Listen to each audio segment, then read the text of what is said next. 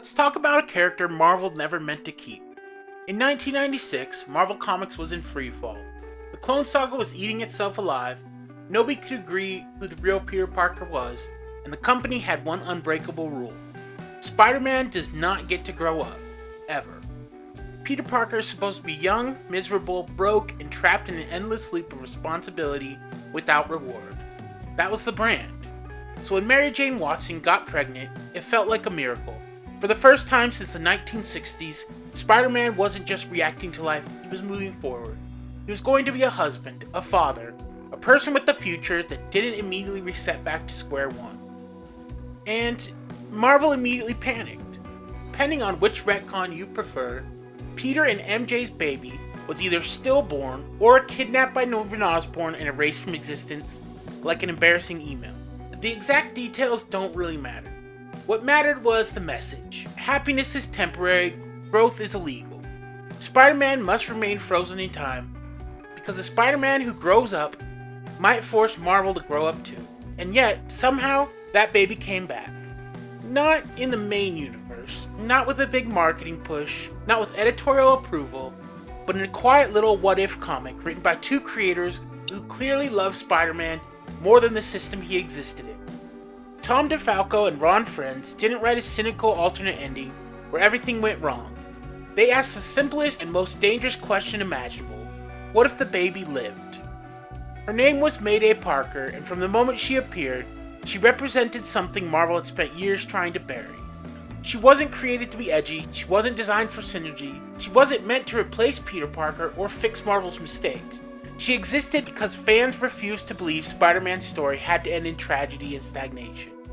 She was proof that legacy didn't have to mean replacement, and that the future didn't have to erase the past.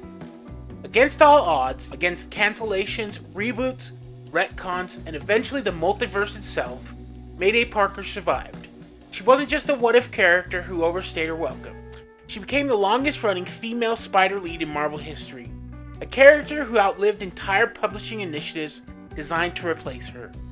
This isn't the story of every Spider-Girl. This is the complete story of Mayday Parker, the first Spider-Girl, Marvel's greatest accidental legacy character, and living proof that Spider-Man doesn't have to reset to matter. That he can grow up, pass the mask on, and still be Spider-Man.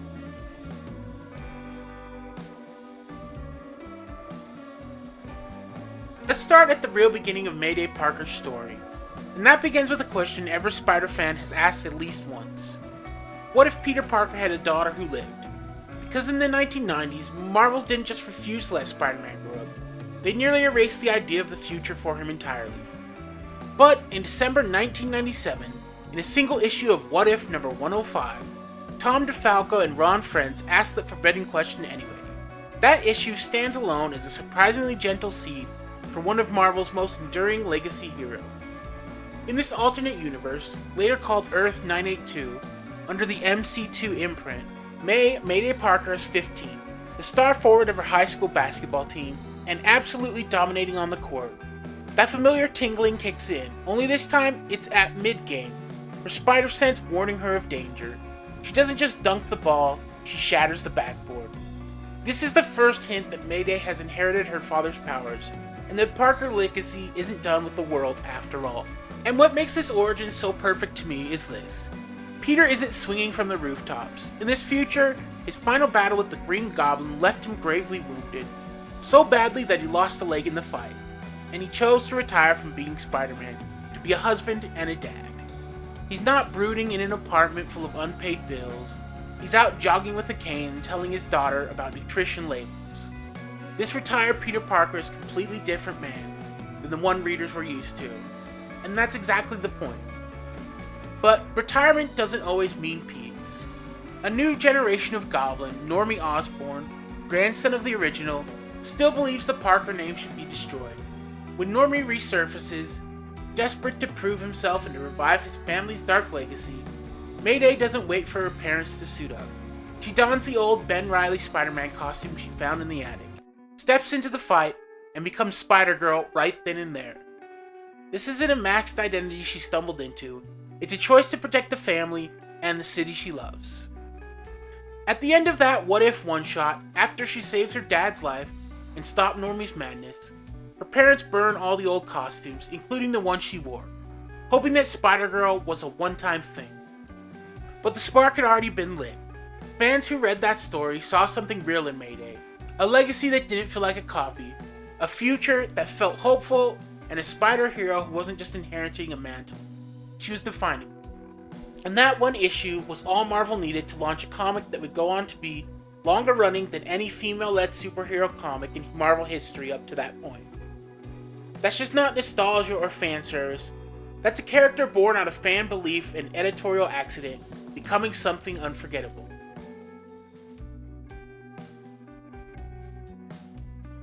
After What If number 105, Mayday Parker should have been a one and done. That was the plan. Her parents burned the costumes, packed away the past, and did everything they could to make sure their daughter didn't inherit the part of Peter Parker's life that almost destroyed him. And for a little while, it worked. Mayday went back to school, back to basketball, back to being a normal teenager, normal problems, grades, friends, crushes, expectations. But this is a spider story, and spider stories don't let you walk away that easily. When Spider-Girl number 1 launched in 1998, under the MC2 imprint, the book makes one thing immediately clear. Mayday doesn't become a hero because she wants the thrill. She becomes Spider-Girl because danger keeps finding her family. The legacy doesn't knock politely, it breaks down the door. Normie Osborn is still out there. Old enemies are resurfacing, and Peter Parker, retired and disabled, can no longer be the safety net he once was. Mayday stepping into the suit isn't rebellion, it's responsibility. Filtered through a new generation. What's important here is how different her early run feels compared to Peter's. Peter Parker became Spider-Man alone. He hid it from Aunt May, he lied constantly. His double life was a source of guilt and isolation. Mayday doesn't get that luxury. Her parents know almost immediately. Peter is terrified, Mary Jane is pragmatic, and the entire series lives in that tension. This is the first Spider book where the secret identity isn't the emotional core. The family is. Every time Mayday sneaks out, it's not just will she get caught, it's what does this do to the people who love her? And then there are her powers. On paper, Mayday has most of Peter's standard spider kit. Enhanced strength, agility, wall crawling, spider sense. But the execution is a bit different. Her wall crawling is explicitly biomagnetic, which lets her repel as wares attract.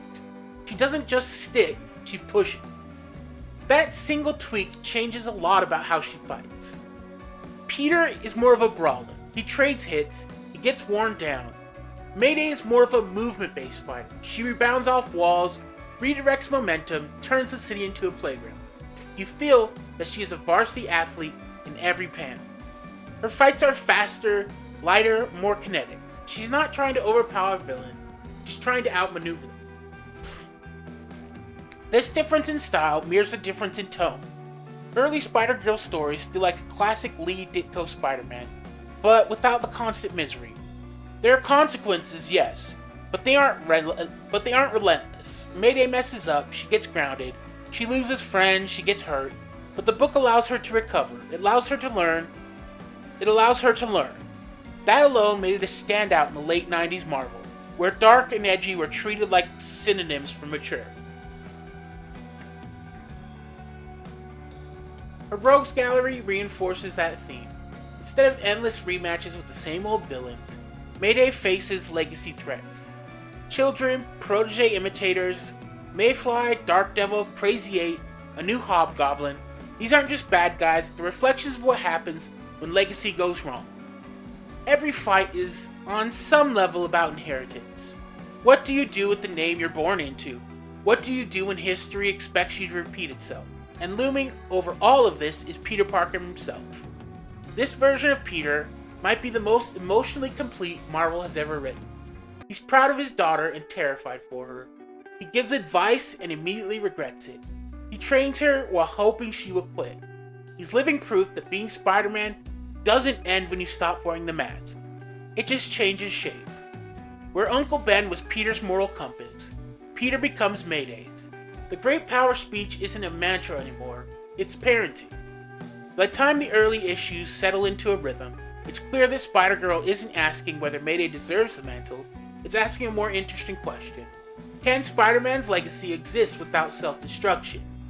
Can responsibility be something you share instead of something that ruins you? Issue by issue, Mayday starts to answer that question. Not perfectly, not cleanly, but honestly. And this is where Marvel made its first mistake. Because readers didn't just like Mayday Parker, they committed to her, and that commitment was about to collide headfirst with Marvel's cancellation button.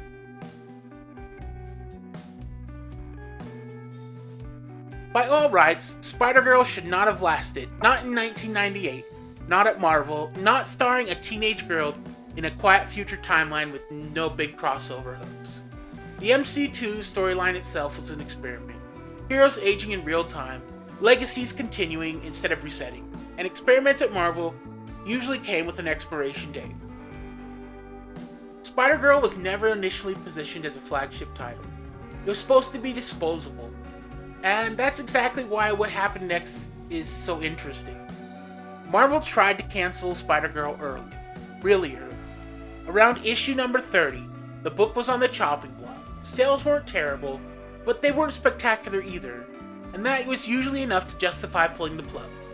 Editorial staff at Marvel didn't see a marketable spider-hero. They saw a future they didn't want, a Spider-Man who had grown up, had a family, and passed his mantle forward. Except something strange happened. Fans didn't just complain online. This was the late 90s after all. They wrote letters, physical letters. They organized, they camped outside stores. They bought all trade paperbacks in bulk. They made it abundantly clear that this book mattered to them in a way most Spider titles didn't anymore. And for the first time in a long time, Marvel realized that the readership could demand survival. So, Marvel backed off. Then they tried again. Issue number 50 rolled around, and cancellation notices resurfaced. The same result: fan outrage, fan loyalty, and fan insistence that Mayday Parker deserved to continue. And the cycle repeated almost like clockwork. Issue number 67, issue number 80, issue number 100. Every time Marvel tried to pull the plug, the readership refused to let it sink. Mayday became the unsinkable Molly Brown of Marvel Comics. Not because she was protected by marketing, but because she was stubbornly loved. She survived because readers saw themselves in her, a character learning, growing, and facing challenges with grit and heart. What makes this so fascinating is how perfectly it mirrors Mayday herself. Within the story, she's constantly being told by villains, by history, by the shadow of her father, that she shouldn't exist, that she's a mistake, that she's just a placeholder in Spider-Man's legacy she barely asked for. And yet, she keeps showing up anyway. She keeps improving, she keeps choosing to be Spider-Girl. The comic survives the same way Mayday does. Not through spectacle, not through gimmicks, but through persistence and determination. And throughout all of this, Spider-Girl never radically changed its identity to chase trends. It didn't grimdark itself to death. It didn't reboot its tone every 12 issues. It stayed strangely consistent in an era defined by shock deaths, crossovers, and status quo resets. It stayed about family, legacy, and consequence. Written largely by the same creative team, Tom DeFalco and Ron Frenz, long after that kind of stability became rare at Marvel. This quiet consistency, combined with the relatable struggles of a teenage hero balancing school, family, and crime fighting, gave Spider-Girl a depth and warmth that many other books chasing gritty sales could never touch. Spider-Girl also carved out a unique place in Marvel history by treating the concept of legacy seriously. Readers were used to reboots, replacement, and next-gen heroes who often felt like clones with different hairstyles. Mayday Parker was different. She was not a copy of Peter Parker. She had her own life, her own voice, her own fights. She wasn't perfect, clumsy, and occasionally reckless, but she was undeniably her own hero, and fans recognized that immediately. By the time Spider-Girl passed the 100-issue mark, it had outlived entire publishing initiatives, survived rebrands, market crashes, and editorial indifference, and become a beacon for what Marvel could accomplish when it trusted its characters and readers. Marvel had to confront an uncomfortable truth. The future they were afraid of, the one where Spider-Man grew up, passed the torch and kept going, wasn't killing the character, it was keeping him alive. And at the center of that future was Mayday Parker, still in the suit, still learning, still proving that legacy doesn't have to mean replacement. Sometimes it just means survival. Sometimes it means being brave enough to do the right thing, even when the odds are stacked against you. Sometimes it means showing up again and again when everyone else has given up. And that's why Spider-Girl wasn't just a comic, it was a statement. Spider-Man's story could evolve, the mask could continue, and hope could endure.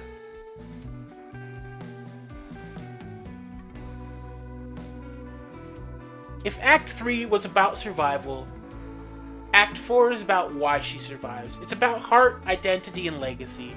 The emotional core made Spider-Girl more than just a superhero comic. At the center of it all is the Parker family. Peter Parker's retired, physically broken from years of being Spider-Man, and terrified of what the world would do to his daughter. Yet he's also proud, stubborn, and deeply flawed as a parent. Watching Mayday swing for the first time, Peter's instinct is to stop her, but he also knows he can't. This tension defines much of the series. A father who knows the weight of responsibility, trying to protect his child from the danger he knows too well, while realizing that she will carve her own path regardless. Mary Jane balances Peter's fear with pragmatism and quiet support. She's the cool mom, the one who secretly understands that legacy can't be avoided. Together, Peter and MJ create the first stable, loving family in a Spider-Man story, showing readers what Spider people could look like if they were allowed to grow up. And then there's the costume. Unlike her father, Mayday didn't start with the classic Spider-Man suit. Instead, she discovers the Ben Reilly Scarlet Spider costume in the attic. A bright red suit with a black spider emblem. There's subtle genius in this choice. Ben Reilly, the clone of Peter Parker, spent years fighting, had always been a messy part of the Spider canon. By putting Mayday in his suit, the creators subtly reclaimed that story, turning a controversial legacy into a symbol of redemption. She isn't Peter, she's not trying to be Spider-Man, she's Spider-Girl, a hero who carries the weight of the Parker's name while making it her own. And of course, there's her first major rival, Normie Osborn, grandson of the original Green Goblin. At first glance, Normie seems like a typical teen villain, a petty reflection of the chaos his grandfather wrought. But the genius of their early conflict is how it mirrors the central question of legacy. Do the sins of the past dictate the present? Mayday and Normie fight not just because they're enemies, they fight because history expects them to. Both are the children of legends, both are trying to find their place in a world shaped by their family names. And both are forced to ask, do we inherit our parents' wars or do we choose our own path? In these early arcs, Mayday isn't just a superhero swinging through New York. She's a teenager trying to balance school, family, and her own sense of self. She fails, she gets hurt, she makes mistakes, and the series never shies away from that. The humor, the heart, and the tension all come from how relatable she is. You see her struggle with homework, social life, and more, even as she's fighting supervillains. Something Peter's early stories did too, but often without the same warmth and consistency. And through it all, Spider-Girl's series reinforces a simple truth. Legacy isn't about repeating the past. It's about carrying it forward with your own choice. Mayday Parker inherited the powers, the responsibilities, and yes, the enemies of Spider-Man. But she also inherited the legends. Peter's caution, MJ's wisdom, and the knowledge that the world will always challenge her. How she responds, that's what makes her a hero in her own right. This is where Spider-Girl truly found its voice. The perfect blend of action, legacy, and family drama. A story that could be epic in scale, but intimate at its core. Mayday isn't just Spider-Man's daughter, she's Spider-Girl. She earns that title page by page, issue by issue, fight by fight.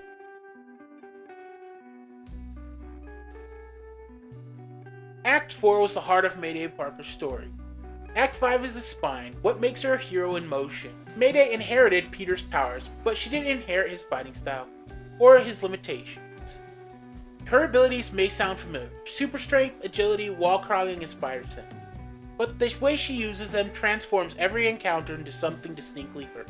The first thing to note here is her wall crawling.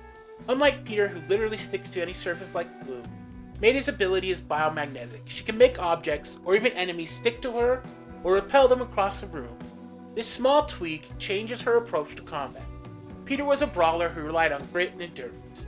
Mayday is a movement-based fighter, turning the city into her playground. Skyscrapers become springboards, alleys become obstacle courses, and every rooftop is a stage for her athleticism.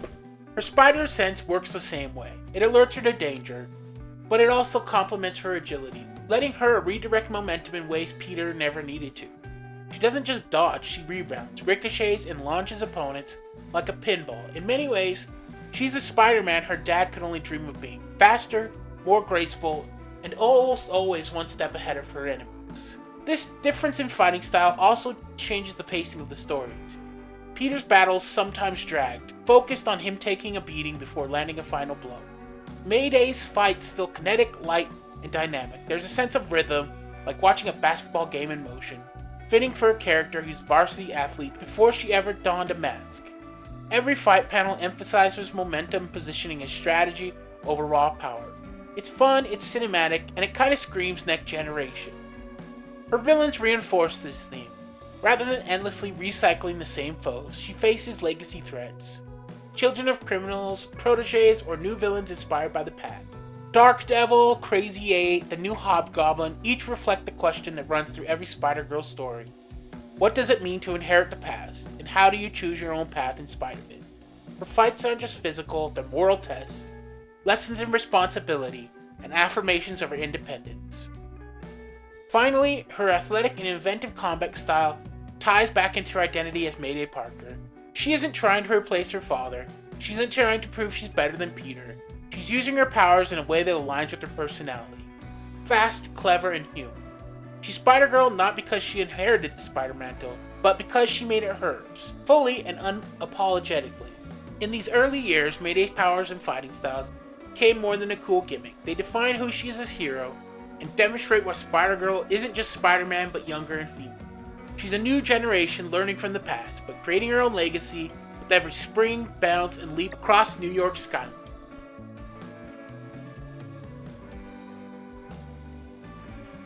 If the first half of Mayday's story was about finding her footing, the second half was about surviving the ghosts of her father left behind. In the world of Spider-Girl, the past isn't just a memory, it's a threat that keeps evolving. Peter Parker's rogues gallery is defined by science gone wrong, but Mayday's villains are more often accidents of history. They are the children of successors of Peter's enemies, forced into their roles, and in their faces, Mayday sees a dark reflection of her own inheritance. Take Normie Osborn. His arc is perhaps the most sophisticated piece of long-form storytelling in the entire MC2. For decades, the Osborn-Parker feud was a circle of death that never ended. But through Mayday, that cycle finally breaks. She doesn't just beat Normie, she helps him heal. She does something that her father never quite managed to do with Harry. She pulls an Osborn out of the suit and back into humanity. It's the ultimate proof that Mayday isn't just a younger Spider-Man. She solves the problem that previous generations thought were permanent. But for every Normie who finds peace, there's Roger Kingsley. The return of the original Hobgoblin represents the coldest, most cynical version of the past. Unlike the Goblins, Kingsley isn't driven by madness, he's driven by profit and ego. When he resurfaces in Mayday's life, he's a reminder that some evils don't age out, they just get more patient. The Hobgoblin becomes a pivotal catalyst for the series, a threat so lethal that it forces a retired one-legged Peter Parker back into the suit one last time. In this conflict, the subtext becomes text. Can the next generation survive a monster that the previous generation couldn't truly kill? Mayday's struggle with Kingsley isn't just a fight, it's an inheritance of a war she never asked for, pushing her to prove that she doesn't need her father to protect her anymore. This era also introduced the Black Tarantula, Fabian La Muerto, a character who didn't want to kill Mayday, he wanted to mentor her. Treating her like a legitimate player on the board, he viewed her as a potential queen for his criminal empire, representing the creepy, entitlement-driven side of Legacy. He saw a spider who had the potential to rule rather than just react. This shifted the tone of the book towards influence. She became the glue that held the MC2 Avengers, A-Next, together.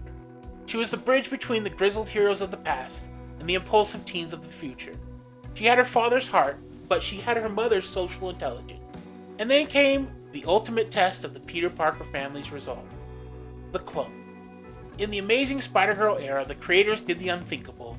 They revisited the most toxic well in Spider-Man history, the Clone Saga, and they actually drew fresh water from it. We were introduced to April Parker, a hybrid clone with symbiote DNA who claimed to be the real Mayday. April was Mayday without the safety net of Peter and MJ's love. She was the personification of the Spider-Man tragedy, trying to invade Mayday's Spider-Girl home.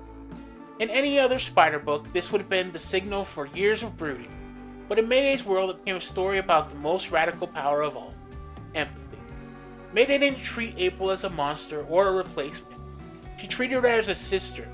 She tried to bring her into the Parker home. It was a stunning rejection of the only one can survive trope that had defined Peter's 90s era. It showed that Mayday's greatest power wasn't her biomagnetism, it was her ability to break the cycles of violence her father had been trapped in for decades. What makes these conflicts matter is that they never feel like villain of the week filler. Every fight is a debate about the future. Every time Mayday faces a legacy villain, the subtext is the same. Are we doomed to repeat the mistakes of our parents? By the time Mayday reached the end of her initial run, she hadn't just built a rogues gallery, she had cleared the wreckage of the 1990s. She had taken the most messiest, most convoluted parts of Spider-Man's history, the clones, the goblins, the secret babies, and woven them into a narrative that actually made sense. She was the accidental legacy who ended up being the most competent architect of the Spider-Man mythos. She had the boyfriend, the family, and the respect of the city. She had proven that the legacy of Spider-Man didn't have to be a curse. It could be a gift. But as any fan knows, when a spider hero finally finds peace, the multiverse usually finds a way to shatter.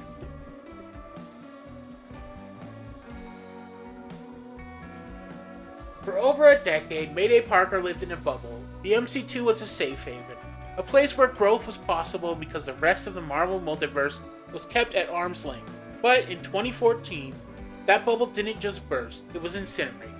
When the Spider-Verse event began, the Inheritors, interdimensional vampires who feast on Spider Totem, didn't start with the main universe. They started with the low-hanging fruit of alternate timelines. They started with Earth 982. In the span of a few pages, the happy ending fans had spent 15 years protecting was torn apart. Mayday watched as Deimos, one of the Inheritors, murdered her father in their own home. And Peter Parker, the man who had retired to be a dad, died as Spider-Man one last time, to buy his daughter a few more seconds of life. It was brutal, polarizing editorial decision that seemed to spit in the face of everything Mayday represented. The character who existed to prove that Spider-Man could grow up and move on was suddenly thrust into the same cycle of trauma and grief that defined the 616 Peter. But Mayday's reaction to this tragedy is what cemented her as a legend. She didn't crumble, and she didn't become a Punisher-style vigilante. Instead, she became a leader. Clad in her father's classic red and blue costume, a symbolic reclamation of his spirit, she joined the Web Warriors. She became the emotional anchor for a literal army of spider people. Where other spiders were defined by their isolation, Mayday was defined by her ability to rally a family, even if that family was now made of multiversal variants. This era saw her shed the title of Spider-Girl, and finally embrace the mantle of Spider-Woman. It wasn't just a name change, it was graduation. She had survived the death of her world, she had survived the loss of her father, and she had emerged as the most veteran, most capable hero in the room. She was no longer the daughter of Spider-Man. She was the Spider-Woman who had looked at the end of the world in the face and refused to blink. And then something remarkable happened. In the 2023 film, Across the Spider-Verse, the mainstream public finally got to meet Mayday Parker. However, she wasn't a teenager yet. She was still a baby in a pink harness sporting a tiny web pattern hat. But the reaction was unanimous. Audiences still loved her. Seeing Peter B. Parker, a version of Peter who was once broken and cynical, find joy in fatherhood was the ultimate vindication of Tom DeFalco and Ron Frenz's original 1997 story pitch. Whether she's a baby in a movie or a battle-hardened veteran in the comics, the name Mayday Parker carries a specific weight. It represents the idea that the story can continue, that the mask can be passed, and that the greatest power of all isn't the ability to stick to walls, it's the courage to build a future.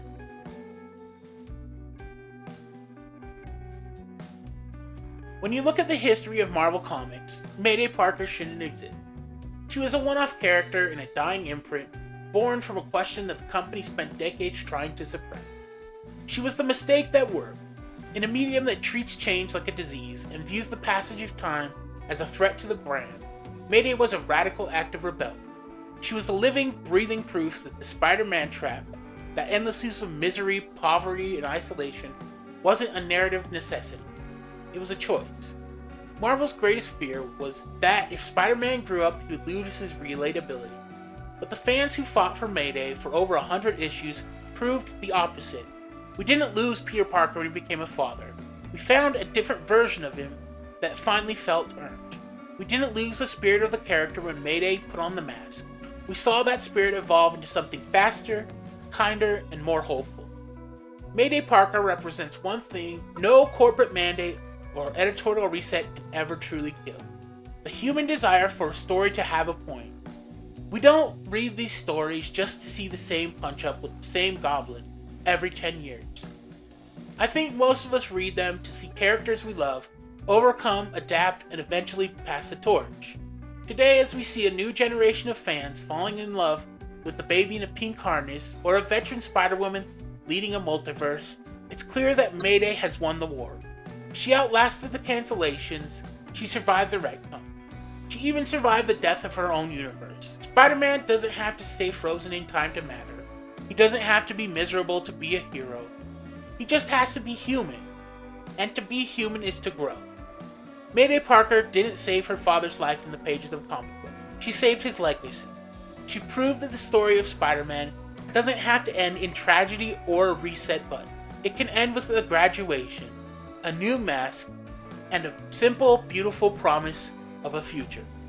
Her name is Mayday Parker, she is the first Spider-Girl, and she is proof that even in a world of endless loops, some stories are brave enough to never look back.